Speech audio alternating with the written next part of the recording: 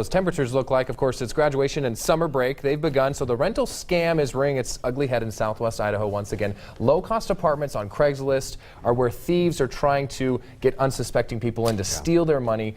Enter Dale Dixon from the Better Business Bureau. Thanks for coming in this morning. What have you guys been hearing so far in the last week? So the phone's ringing into Better Business Bureau. It is a call about people who are out looking for a place to rent, an apartment or a house.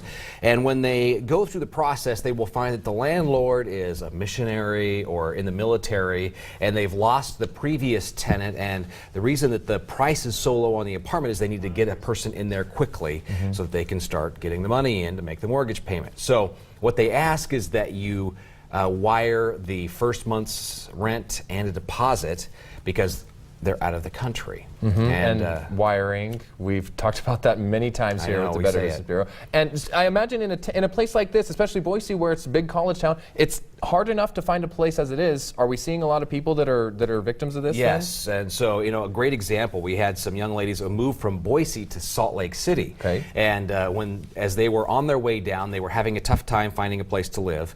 And as they were working the phone, looking at Craigslist on the way down, and they found the place, really low rent, and looked great in all the pictures. Made the phone calls, shot some emails back and forth. When they got there, they wired the money thinking that they were going to set up a meeting time to get the key. When they showed up to get the key after wiring the money, there was nobody there. They figured out quickly what happened.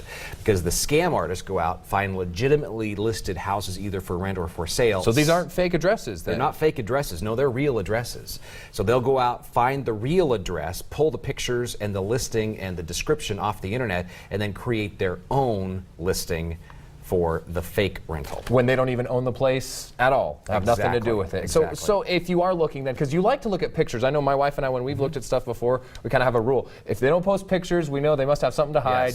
You see these nice pictures, how can you be sure then that you're looking at a legitimate place? First of all, look for the low price. If you see something that is $200 or $300 below what's going in the market, then that is going to be a big red flag for you that you need to keep looking, because if that's the way they suck you in is with that low price. Next on our list is a distant landlord. So if it is the missionary, they've always got the great story. I'm a missionary or I'm in the military. Tugging at the heartstrings. Exactly. If there's not somebody you can deal with locally, face-to-face, a property management company or a landlord, then go the other way. Next, if they ask that you deposit money before your inspection, no, we don't do that. You only make a deposit after you get in and look at the property. And then finally, anytime you're asked to wire money, never do it. Yeah, and I think that may be your first one, is if you're reading the Craigslist and you see the word, anything about wiring money, that may be the first thing that you see. And they're going to hold off on telling you to wire money until they really get you in with some good stories. That'll be the last thing that the scam artist tells you you're going to have to do. Hoping that you've already fallen for everything else as well. So some great tips from Better Business Bureau. Thanks so much for coming in. You can find more at bbb.org, and we'll link to it for you at Idaho on your site.